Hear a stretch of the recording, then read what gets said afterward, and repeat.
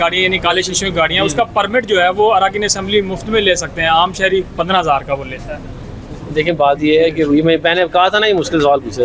15,000 کا، تو خیر دیکھو بات یہ ہے کہ یہ سیکیورٹی کی اگر کسی کو ریکوائرمنٹ ہے تو اس کو تو ملنا چاہیے۔ باقی جو ہے اگر باقی 15,000 روپے اس لیے رکھا ہے تاکہ دیکھو نیشنل اسمبلی کے جو اکثر ہمارے ہوتے ہیں لوگ، بہت سارے شہید بھی ہوئے ہیں، حملے بھی ہوئے ہیں، آئی ڈیز کے حملے ہوئے ہیں، ہمارا ایک سینیٹر بیچارہ اس کو شہید بھی کر دیا تھا پچھلے سال، تو وہ اس کو سامنے رکھتے ہوئے کیا۔ یقینی طور پہ پارلیمنٹرین کو عام عوام کی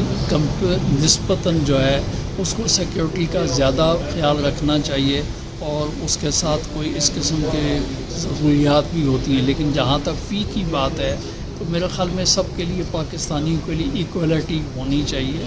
لیکن اگر حکومت نے کوئی آفر کی ہے تو اس کو اویل کرنے والے کے اوپر ہے کہ اس کو اویل کرتا ہے یا نہیں کرتا۔ جو ہمارے پولیٹیکل لوگ ہوتے ہیں نا،